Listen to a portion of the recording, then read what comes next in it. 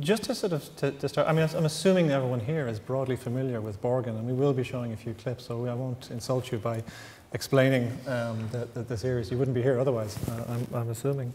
But I would like to start with some kind of background on yourself, if that's okay, just to get some sense of where you came from. And since we're in a university, it might be interesting to know what your educational... The story of my life. Your story of educational life, at least. How did you, I gather you started off studying law.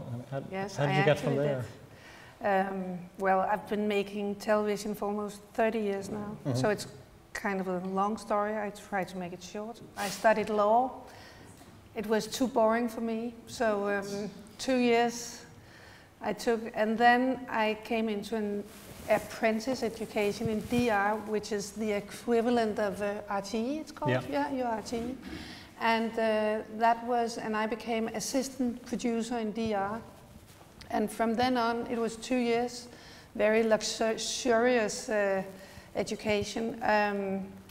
Then I just started working in television for 13 years. In the beginning, I made all sorts of programs, like children's programs, youth, documentary, entertainment, everything, in production and content. I just tried everything. It was like it was really a paradise for me. And then I came to the drama department, and when I met the drama, and when I just started working there, that was it for me. That was actually what I wanted to do, and I guess it's about, well, 22 years ago or something. And in the drama department, I worked in all sorts of different functions. I worked as script girl, assistant to the director, production manager, location manager, planner, all sorts of things. And in the end, I became line producer in a series called Taxa,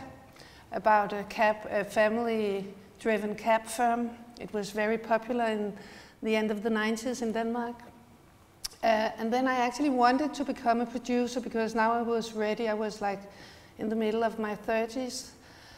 But that was hard, and I think I kind of hit the glass ceiling, as you call it, with an American cliche, because I was a female who have been growing up in the company, so I had to get out. So I went out in the private sector. I made a little feature films, but then I became executive producer of a very big series about a hotel, family-driven hotel, for TV2, the commercial public service broadcaster in Denmark. And I was hired with an independent company. And well, and that was for 1 year. We made 30 episodes. It was 60 episodes in all, and that was the place where I learned the most. All of a sudden, I had the responsibility of more than 5 million euros or so. So it was like, you know, getting up in class at that point. So I made 30 episodes, and then I met my future professional partner, Adam Prise, creator of Borgen. He was to become head of drama at TV2, so I went with him inside TV2. I became executive producer and commissioning editor. And the two of us, we just tried to make drama for TV2 that could compete with DR, who was very, very successful in those years, or they still are. And can we just clarify that, because it's a slightly unusual situation for an Irish audience, that there are two separate institutions that are both public service broadcasters. Yes. So one is DR. One is DR. They are licensed. They are funded by a license fee. All Danes pay a license to watch DR. TV2 is a commercial broadcaster. They are paid by advertising, and they are also paid by the state. Yeah, I know it's a little, but it's like that. But it's also a state-owned company. Yes, and the state tried to sell TV2 in a long period, but no one wanted to buy it, so it's still owned by the state. Yeah. I mean, actually, just because I'm struck by it, for a population of just over 5.6 million people, there's a lot of TV channels, it strikes me, in Denmark. Oh, we have a lot more, though. Okay. The smaller ones. We have TV3, we have, I don't know, we have... TV Denmark? TV Denmark, TV Okay. And Channel 5, Channel 7.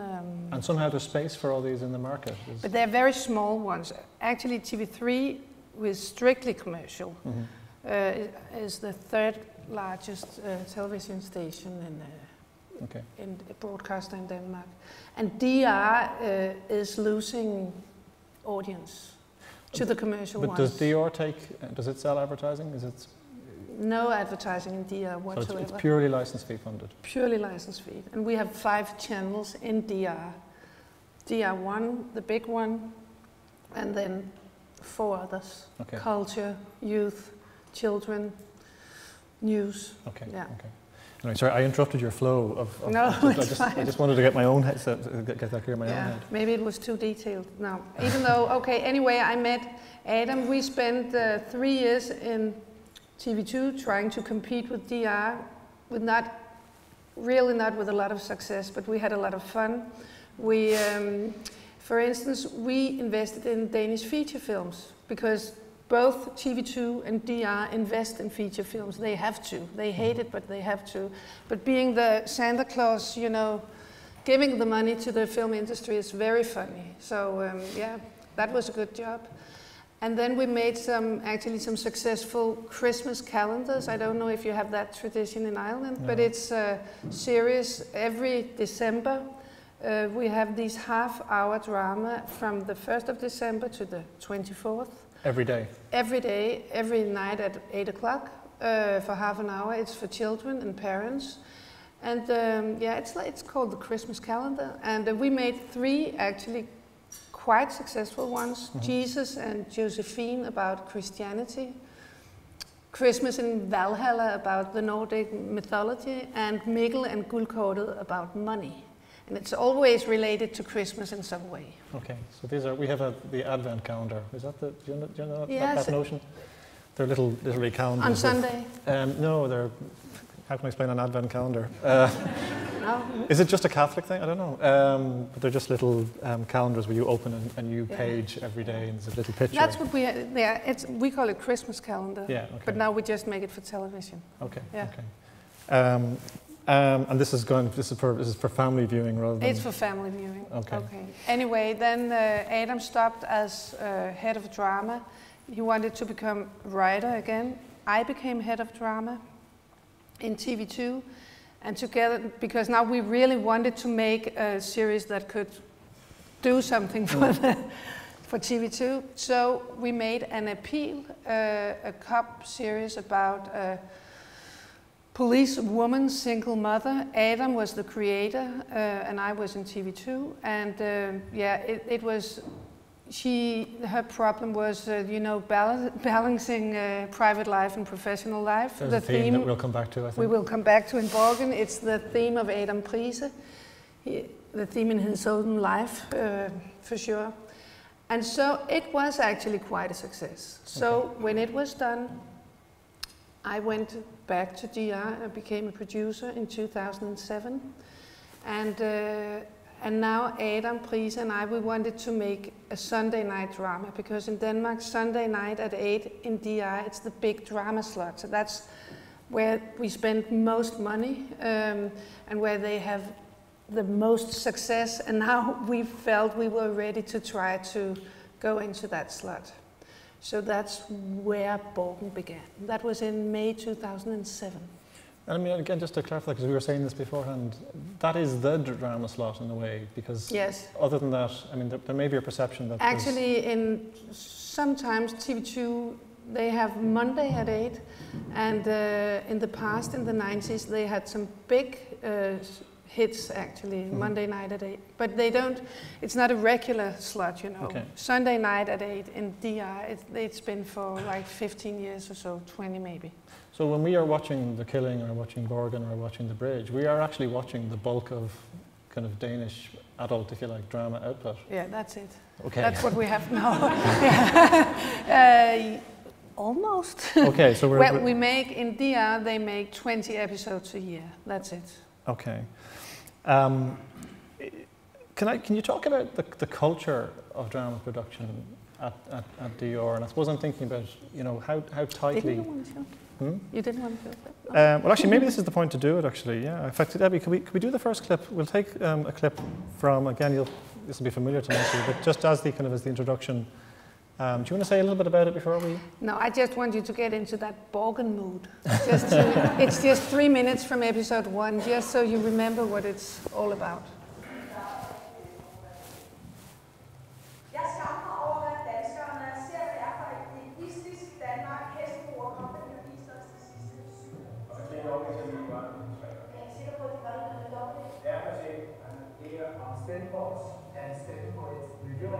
Økonomisk ansvarligt og sundt. Og naturligvis skal Danmark have et forsvar, der er tilsvarende og veluddannet. Så det er op til SO.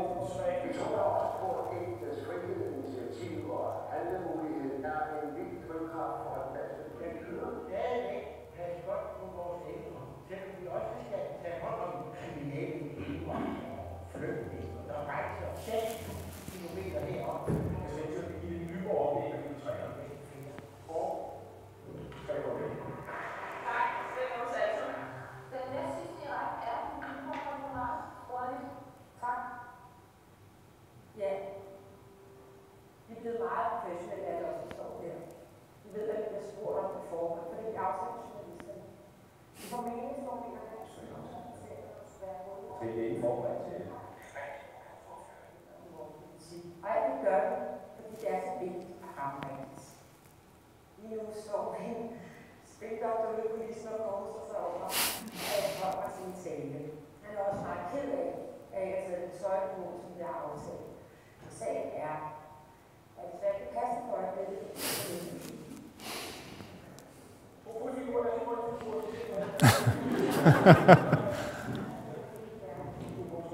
Jeg tror, vi er nødt til at indrømme, når vi tager fejl. Og sige til, når der er noget, jeg forstår, og jeg ved. Jeg er blevet politiker, fordi jeg engang havde en mening om, hvordan jeg skulle indrette verden. Og jeg har stadig. Jeg mener, at vi er ved at miste det, der får Danmark til at hænge sammen. Jeg mener, modsætning til Frihedspartiet, at vi allerede lever i et multietnisk samfund, og derfor er det fuldstændig spild af tid at diskutere, hvad vi gør for at undgå det. Jeg mener, det er en myte, at vi alle er lige og har de samme muligheder. De sidste 7 år er der blevet meget længere med de fattigste og de rigeste i Danmark. Og statsministeren vil sikkert sige, at det skal nok gå for enhver sin egen lykkested. Men jeg tror på, at de frie markedskræfter er det bedste middel mod social ulighed. Det er altså samt som at tro, at bilerne selv kan udbedre drivhuseffekten. Det er ikke godt nok.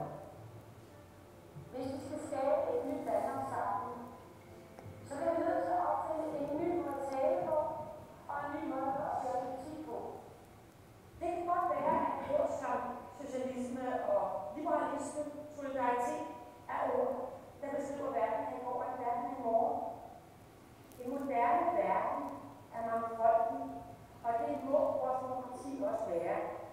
En stemme på det moderate i morgen er en stemme på det nye Danmark. Tak. What do you regard that as kind of the signature scene? Yes. What is it a signature of in Borgen? I think this is I don't know. I think it's a signature scene because this scene we made in episode 1, but after that we have made a lot of scenes like this because we really thought it worked for us, being behind the camera, being in the control room, inside the studio, in the private homes where the people are watching, because in this scene you see the 3 arenas of Borgen actually, which is the press, the politicians and the private life. And this is what Borgen is all about, and it's all in this scene. So, and then you can sense it's about politics, but it's about many other things, and it has this, we try to, because we were so afraid of being boring, because politics basically can be boring to a lot of people, and we wanted to make it entertaining, so it has a lot of humor in it as well, or not a lot, but some. I mean, when this was first pitched to DR, what was it pitched as a political drama, about journalism, about family life? It was the first pitch. Well, the first meeting with because we have several layers in DR. So when Adam and I came to the head of drama, who's called Ingolf Gabold. He's the great grand old man of Danish television drama. It's because of him that, it's also because of him that Danish drama is so successful, definitely. And then we knew that he wanted something different from crime, you know, the lawyers, hospital, family. He wanted something else. So Adam said, I think a political series would be interesting at this moment.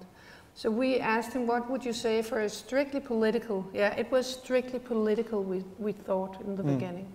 And he said, if you had asked me 5 years ago, I would have said no at this point. And he said, but in 2007, The Killing season 1 had been broadcasted very successfully in the spring, and it had this quite big political plot inside the crime story. And the viewers kind of, well, they liked it, they ate it at least. So Ingolf, he said, the time might be right now. And then Adam said, I would like to make a story about the first female prime minister in Denmark. And then Ingolf said, that's a good idea. That's a damn good idea, he said. But he's not the guy to give the green light. He has money for development. But we have to convince the media director, he's called. Okay. But what was your question? Because now I'm going out of a... I genuinely can't remember. I mean, I'm struck at when it struck him. Yes, the story about a female politician, a female prime minister, was particularly interesting. Was it on the cards at that stage that Denmark's next prime minister might actually be? Because was Helle Thorning-Schmidt wasn't. Thorning was in the opposition, but she just came out of the blue 2 years earlier. You know, she had a career in Brussels. Okay. But she was very ambitious, and she became the leader of Socialdemokratiet, the big opposition party at the time. And she wanted to go for prime minister. Okay. But she lost the first election, you know. So it was, yeah. So that was in the air, though, that this could happen. It was in the air because we had an election while we were developing Borgen. But the sitting the Liberal Prime Minister, he won. So she didn't win, so she won the next time. Yeah, she won when we had season 2. And she was dressed like Birgitte Nyborg. So we might return to that, actually, the kind of reality I following don't know art. if that was a coincidence. I don't know who came first, no. Actually, I would like to come back to that, but a little bit later. I mean, when you say that the gentleman you referred to as the grand old man of Danish drama, and he is one of the reasons for the success, like what is the secret of that success? I don't mean for Danish drama in general, but what is he doing? But before, well, yeah, there are in the middle of the 90s. DR Drama had a boss called Hammerich, actually. He sort of mixed the film industry and the TV industry. He made it cool for the very cool film workers to work on television. Okay. So we got better directors, better writers, better photographers, all that. That was in the beginning in the 90s. Because before that, you had television industry and you had film industry, and they had nothing to do with each other. And Danish television drama at that time, that was boring, I tell you. It was actually called television theatre, we called it. Maybe you had the same in Ireland. It was... We actually often had nothing at all. And then when Ingolf became... so we made some pretty good series at that time. So when he became in the, I don't know, 2002 or so, in the end of the 90s, he became the head of drama. And then Unit 1, you know that? It was called Unit 1. It was a police series. Okay. They won an Emmy. Okay. This is a Danish series, which I don't think most of us Danish Unit 1. Okay, anyway, DR Drama won an Emmy. And I think Ingolf, he kind of liked that, So, and he saw the potential, because we don't have much money to get out in the international world. So, so he made a strategy about focusing on 1 hour drama for Sunday night. We do not make sitcoms or soaps or much comedy or anything. Just keep on exploring 1 hour drama and refine that way of telling stories. And then he had this international perspective. And then they began the crime series that followed The Eagle, The Killing, what is the name of Livvagterne? It's The Guards, or do you know that one? I don't know. Okay, but they got German money from the ZDF, so the production value got higher. And I mean, that was the way it started. I mean, and since you mentioned the international dimension, it's become a kind of a commonplace in, let's call it quality drama in the States and in the UK, to have a single individual as a kind of a driving, the showrunner kind of notion. I mean, is that what Adam Friese is with regard to Borgen, or is? Well, not quite. I think the way they do it in DR, and I have to say DR, it's not in Denmark, because DR is special because they're funded specially. So the way Ingolf created his drama department was that he gave all the power to the main writer, the head writer. He is the king of our TV series. And he invented this term called the one vision, which is you have to have a writer. He has to be skilled. He must have been writing. He must have been episode writer on a lot of series, so he's experienced. And then he has to have this one vision for the show, like Adam has. I want to make a series about the first female prime minister in Denmark, and I want to make the audience interested in politics, for instance. That could be the vision. And then all the rest of us working on the show has to work loyally to fulfill this vision. But he cannot do it on his own, and he's not a showrunner like in America, where they are, you know, these guys, they're not human, the showrunners in America, because they can be, they have like the money side and the artistic side. So in DR, Ingolf team up the writer with the producer, and it's a long-term relationship between those. Like, I have known Adam for 15 years now. Pugh Bernd, who made The Killing as a producer, she has worked with Søren Sveistrup for very many years. Another grand old man of Danish drama, Svend Clausen, producer. He's also very much part of the success, actually, the Svend Clausen.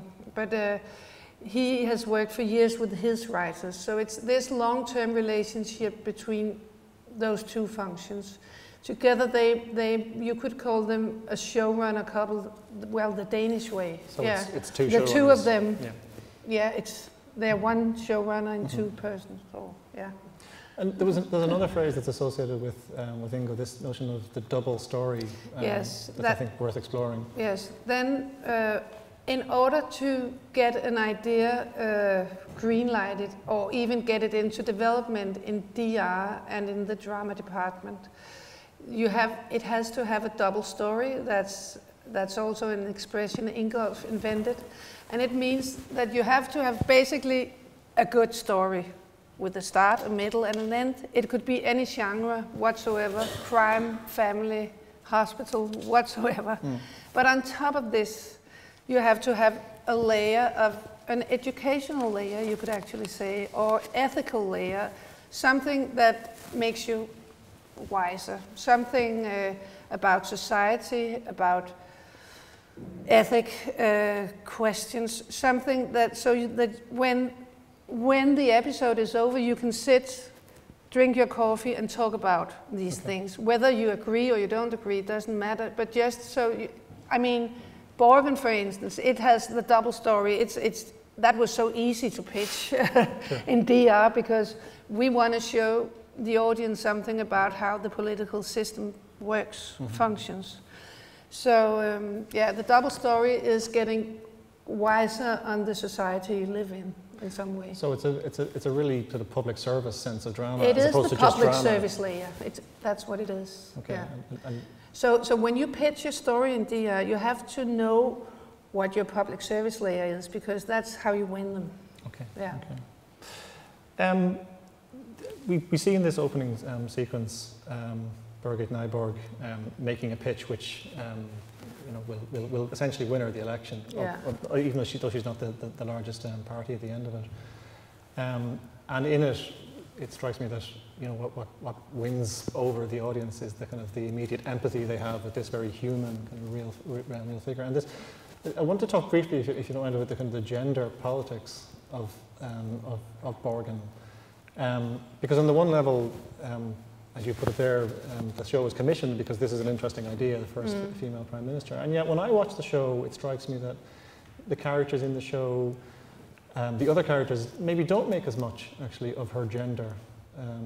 No. When they're You don't think so? Perhaps that's just me, but I'm just wondering, how much was that to be played off, or what was the intention that this should be explored, specifically the kind of the fact that this is a female prime minister? I think, well, I find Borgen a feministic project, but it's written by men.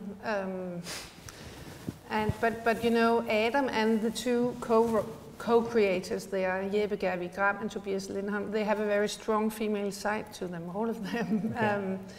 But in the end, I think maybe you don't see it as much, because in Denmark, well, we are not equal in Denmark. I mean, the gender, but I guess we are more equal than most other countries. So I think that she is being treated like we treat women in top jobs.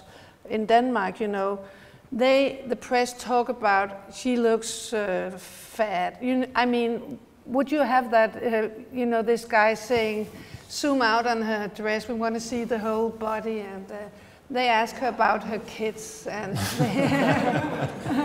they ask about her kids, and she has all these questions from the press being a woman. That was at least what we wanted to discuss.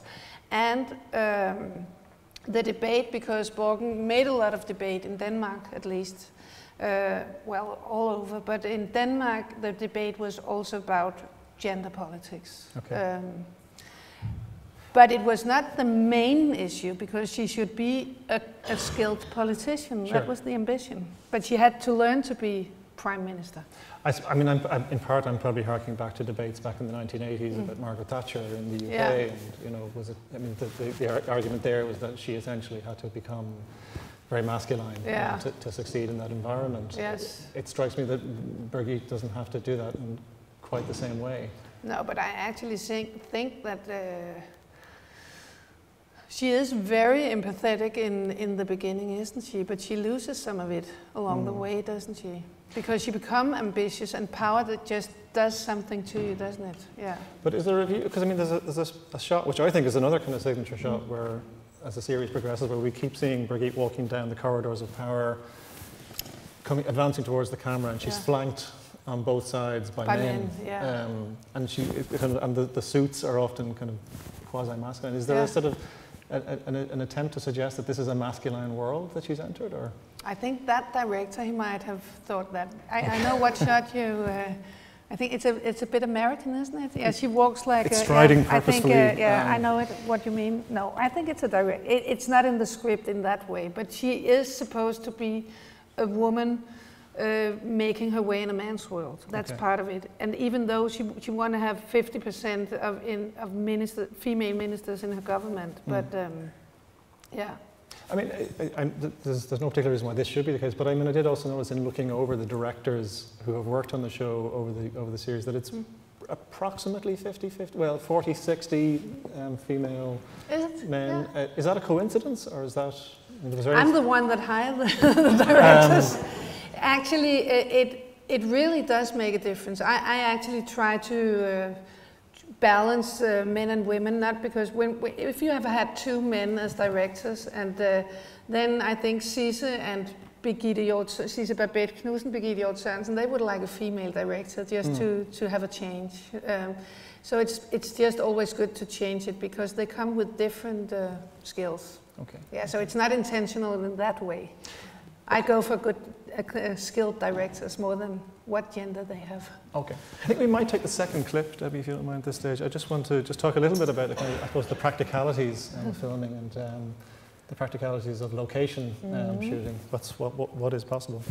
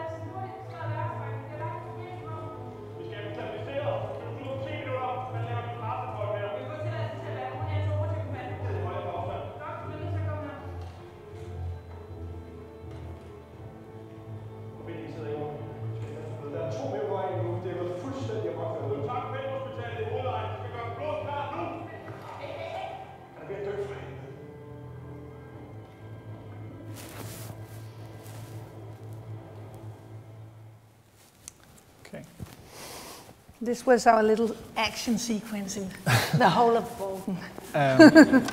And there is a lot of location shoot. So this is Afghanistan. So where is this shot? This is shot on a rainy day in Copenhagen, just 10 minutes from the studio. Because we couldn't, actually the writers, Adam Price and the writers, they always want to travel. They say, prime ministers travel. Borgen travel, she has to travel. But at this point, when we made season 2, well, when we planned for season 2, we were a little short of money. So, and actually the Killing season 2 just had an Afghanistan sequence that they shot in Spain. So Adam said, couldn't we go to Spain and make some Afghanistan? And I said, I'm sorry, my friend, we can't. So what do? We just found this field like inside Copenhagen actually. And then we made, and that was the good part, we made friends with the military, and it can be very, very difficult to get this military equipment. And we couldn't have had that in Spain, could we? So it's the right uniforms and it's the right everything, and then a lot of CGI, you know. And then the morning when and it was such a mess too, it was really a struggle to get tanks and all these built vehicles out there and getting the military to be there. And then that morning it was raining. It was really raining. And then the director and the photographer said, we cannot do it. We cannot do it, no way. And we had all these extras, and then I just said, well, you have to do it, I'm sorry, because we will never ever get all these tanks and stuff back. But I'm actually quite proud of it because, well, it works, doesn't it? Yeah. It would never have struck me it was shot anywhere else. I mean, and on that, I mean, in terms of collaboration or assistance from other institutions, I mean, the action all takes place in Christiansborg, in Borgen. Were you able to actually use the Parliament and the No, we were not. We were close. We were this close, but we didn't get the permission. We really tried because Christiansborg, that's where the Parliament is. Borgen is the nickname of Christiansborg. And Borgen means castle. And Christiansborg is a small, beautiful castle. But you know the exterior, that is Christiansborg. We tried to get permission to get inside, but they, you know, it's a working place. They have so many cameras, so many journalists inside Christiansborg, so they didn't want us to make fiction. But actually what happened is, in order to try to get the permission, we had to go to the kind of political council, and they have all the parties represented in that council. So kind of the left wings, or from the center and out to the left wing, they were quite positive towards us. But the right wings, they weren't. So us asking to get in became a political issue. And had they seen the script? What? Had they seen the script at this stage? No, but you know, even before one word was written, or at least one day was shot, it was a political issue, and the right wing, we are always being accused of being, you know, like leftist terrorists, or so DR is at least. So they knew what this series would be about. So actually making Borgen all the way through, we were so conscious about balance. If we had some left-wing stuff, we had to have some right-wing stuff. Sure. And we had to have the heroes and the villains should be on both sides of the political spectrum, because it's not supposed to be either left wing or right wing. It's supposed to be about what power does to you and how the political processes work, you know. And even the most extreme right wing characters are relatively sympathetic. And I mean, that is really, what you call it, on purpose. Okay. Because he's a very good actor. We love him. Actually, that's one of the characters I think Adam loves the most, that right-wing character. But even, I can tell you, that's a little story, because in the first episode, when we first meet this character called Saltum, the first we see is his shoes. He's a guy who wears practical shoes. And then when we have edited the whole episode, Ingolf Gabriel, who's a man, he's not normally shaking his hands, but he said, you have to cut those shoes out because you're making a laugh out of him. And then the director, Søren Kragh Jacobsen, and Adam Prise, and I said, are you kidding us? You're censoring us, or what, you know, and it's just shoes. And it became a big, big struggle, and we had to go all the way up to the general manager of DR, who had to spend Christmas looking at this little shot of shoes, and he said, well, okay, you just keep it in there. And it was never a problem anyway. But that's just an example to show you how afraid, or how making a political show is really, there's a lot of anxiety around it. I mean, is there a sense that you're being monitored, you know, as you go along, as the series were going out? Was there kind of informal feedback from the various parties? No, while we broadcast it, or what? I mean, just as politicians actually got to see the series and how they were being represented, for instance, what was the response, I guess? I think it was better than expected from the politicians, actually. But because DR, for instance, they made a special screenings, you know, for some politicians, some leading politicians, in advance before the premiere, just to show them, because, yeah, then DR is a political house. We have a politically elected board, or, you know, okay. And the board of DR are politicians, right? Some of them, and yeah, DR is supposed to be kind of neutral, if it could. So when you make a political drama series, it's well, it's just dangerous in a way. Yeah, but it wasn't a problem. And today, now when Borgen is over and out, I think most politicians are kind of, they like that the focus there has been on the way they work, and I mean, political life in Denmark has become a little more interesting after Borgen, I think. I don't know why. But I'm not sexier. Can I ask, I mean, as you say, Borgen is over, we've had the 30 episodes. Was it originally conceived of as a single, you know, 30 episode structure, or did you go series by series? Or? Yes, when we finally had the green light, maybe I should just briefly tell you about the green light process before we, sure. When Adam Prise, when we started the development, he had 6 months of writing on his own, developing the vision. And so after 6 months, he had this paper of 30 pages with basically the beginning of the story, the characters, the arenas, everything. But and then we went to this media director and pitched for him. And we thought we really had a good story to tell. And he said, it's interesting. But first of all, I can feel you are very inspired by the West Wing. You have to know you cannot make West Wing Sunday night at 8 in Denmark. We will have no viewers for something so, what you call it? Elite? Yeah, elitär. Elitist. Elitist. You have to have more private life. We have to know more about the characters. Because we need to have at least 1 million viewers, which is 1/6 of the population. And then he said, I'm not sure you really know what is the series really about.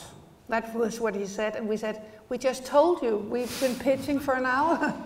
Yeah. No, but really, what is it? So we had to go back. We got one more shot, and then we hired 2 episode writers, very skilled ones, and then for 2-3 months, they went into the room every day. And then they found out the premise of the series, which that is what I wanted to tell you, which is, is it possible, or can you stay in power and at the same time remain yourself? I don't know if the translation is that good, but that's basically the line we worked with. Can you stay in power and remain yourself?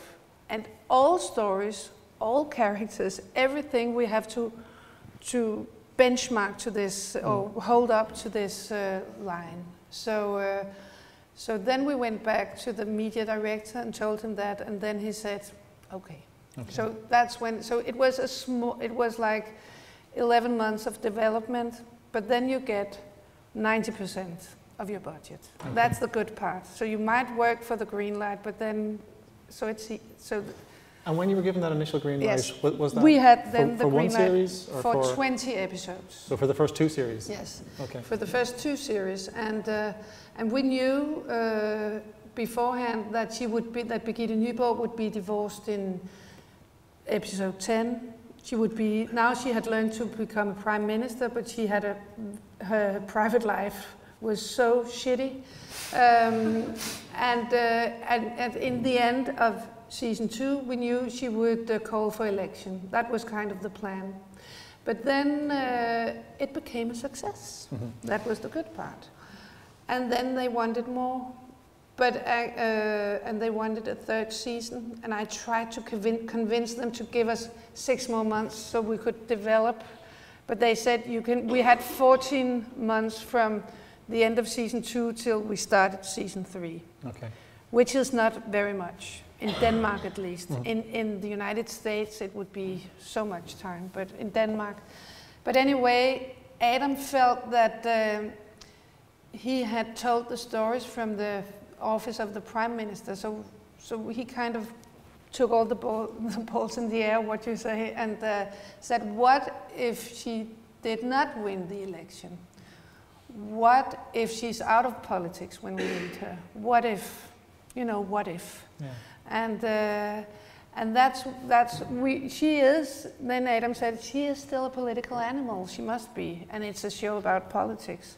So what if she will try to create a new party, which we can do in Denmark. I don't know how many parties you have in Ireland, but I'm not sure I do.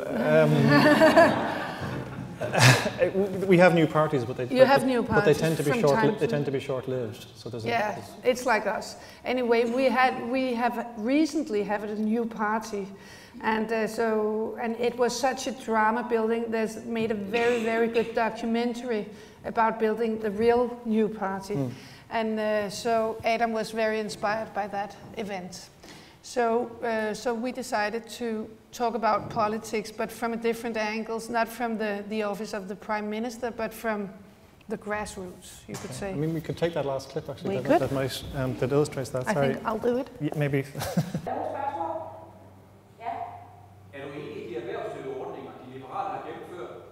Nej, jeg har ikke brug for det. Ja. Nu trækker du ud af politik efter nederlaget til Hessebo. Hvad vil du gøre, hvis du er statsminister i dag? Jeg vil sige, at jeg skal måtte afslutte min pressemøde af statsministeriet. Jeg svarer i princippet ikke på hypotetiske spørgsmål.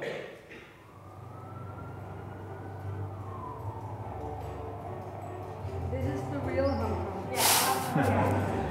Jeg er nødt til at konstatere med direktøren af den engelske arkitekt i kulturbyggeri. Du fik mail om, at bestyrelsesmødet er rykket til 13:30. Ja, tak.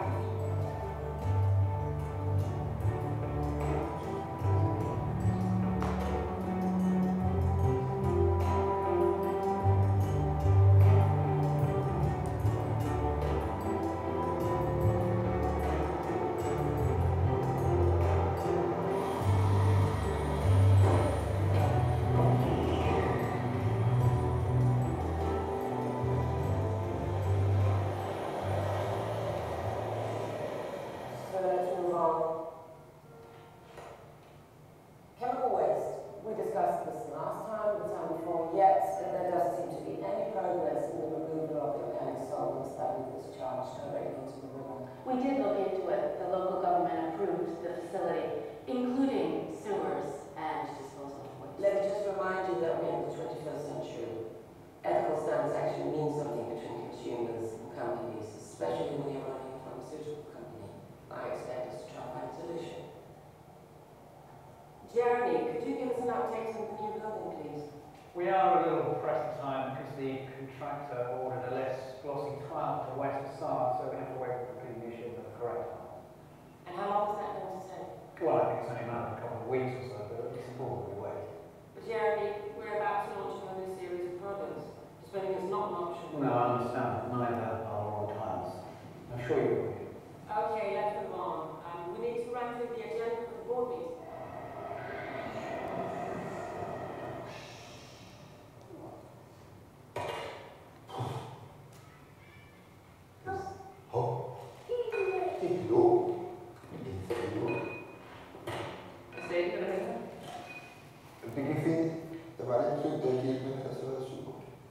start, lille mand.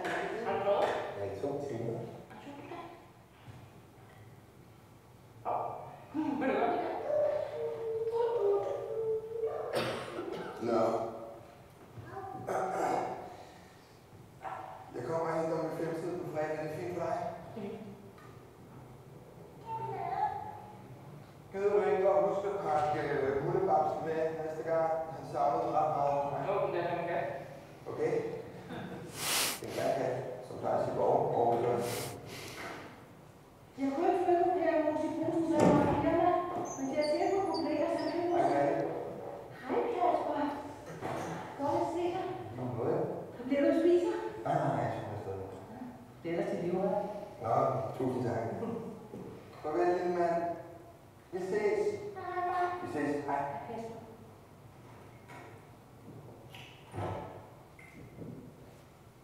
Det klarer vi fint.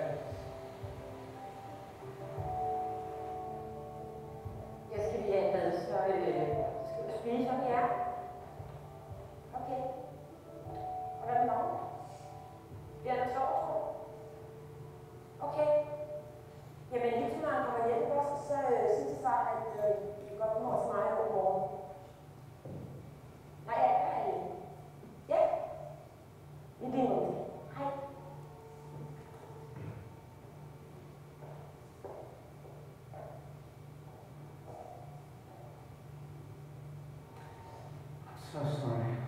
I can't seem to find my own room. Would you mind telling me where is your bathroom? I desperately need a shower. Oh, you got lost?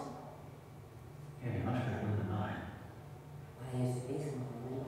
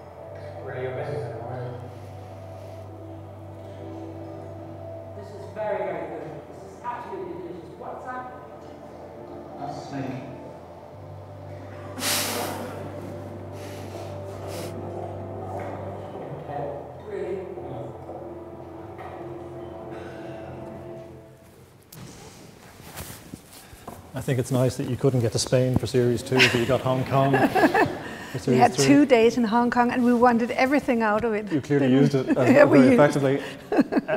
So there's 2.5 years between the end of Series 2, is that right? And this, which is quite a risk. I mean, were you aware of that? Yes, we were very much aware it was a risk, but since Adam wanted to put the people in new life situations, and we didn't want to tell the story about she lost the election and she moved out of politics and whatever. So he wanted, Yes, we were aware, and we were also very afraid, actually, if the audience would like it. And I think some people, because when you love a series, then you like to have more of the same, don't sure. you? But I think it was so much more interesting for the writers to write on this new, whole new way of thinking, and so it was just kind of new energy for us. And yeah, we just put, you could see Katrine and Casper, they have had a baby, but now they're divorced, and the Casper character, he didn't want to have a large part in season 3, mm-hmm. so that's why he's not very much in it.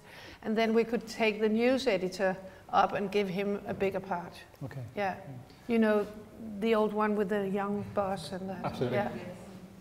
Because it does almost feel it's not like a new series, but it's as if you've literally transplanted the characters into a kind of a very different set of dramatic situations. Yes, it's like we tried. It's like Desperate Housewives. Their last season. It was 5 years later, so we had that as an example. You could do that, but it's just challenging to try. You can do it if the characters are strong enough, mm-hmm. and they are. And was that always going to be the end, series 3? Yes, it's finished. I think so. But yes, it is finished. And in DR actually, they tried to stop while the play is good, or what do you say? Yeah, while the going is good. Yeah. Yeah. Okay. I think we don't. Because we also we need to make place for new talents, and making 30 episodes. I've been making Borgen for 6 years. It's a very, very long time. So 30 episodes is fine. Otherwise, you start repeating the stories. Sure. Okay. Yeah. Can we ask just a little bit about casting? I'm conscious of time, and I will leave space for questions. But just the key figure of Yes. Sisa as Birgit. She's obviously the core of the show. Was she? And Irish viewers actually might recognise her. I don't know if anyone remembers Proof a couple of years ago, maybe about a decade ago. But as I understand it, that's her only previous dramatic sort of series. Television was on Irish TV in 2004 and 2005, where she plays. I think I'm right in saying she played an Eastern European character. Mm-hmm. Was she the obvious person for this role, or? No, she was very much not the obvious person. Well, she was, but we didn't know. Casting is one of the most nerve-wracking processes on a show, because you know that you can win if you have the right casting. Then you. Yeah, but even though you have good scripts and you have the wrong casting, then you're lost. You have lost already, and so we knew that this series would be Birgitte Nyborg in a way, because she had such a strong central position in the story. So we casted, I think, most of the female actresses in Denmark between 35 and 48. And a lot of, like 30 actresses maybe, I don't remember quite, but we saw a lot of good performances, but it was just not the right one. And then someone came up with the idea, what about casting Sisse Babette Knudsen? And she's very well known in Denmark. She's a comedian mostly. And you can sense that, can't you? Yes. There's a playfulness, certainly. Yeah. And we thought, Adam and I thought that was a special idea for her being prime minister, but why not? Let's try. And then she made this casting, and it came, I think, in a time in her life where she wanted to go over to a new genre in a way, or try something new. She never did television before, besides this Irish piece. And then she just had this, you can sense it at once when it's right. She has this, she's hard and vulnerable at the same time. And we just saw her, she just made this interesting interpretation of Birgitte Nyborg. But still, I was afraid of hiring her, because I didn't know if a person, she is like she's a real artist. Caesar. Is that a bad thing? What? You say that like it's a bad thing. No, it's a good thing. But I mean, but making television series is also a factory, isn't it? Okay. It is. It's a lot of very, very long days for 2-3 years. She has had so many 13-hour days. Mm-hmm. Yeah, and she has kids and so on. So, but eventually we took her, and that was probably one of the wisest choices we made, I think.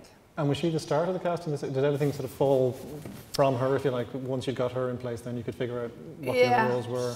Yeah, well, no, we casted the Casper character and the Katrine character at the same time, but all the rest we had to wait and see how to combine them. You have to have the main characters first.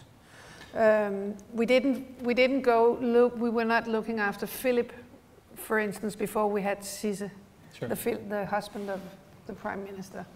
I mean, is there a large sort of pool of actors? Because I mean, audiences who have seen The Killing will be, familiar with some of the characters who appear, yes, some of the actors rather who appear. Yeah, and The Bridge. And indeed The Bridge. Yeah. I mean, are there sort of certain actors who kind of? It's just a small country. Sure. We don't have a large pool. We have some very good actors, but yes, it's not a large pool, I would say. So every time we have foreign characters in the series, it's so nice, because then we know some English and some British casters, London-based.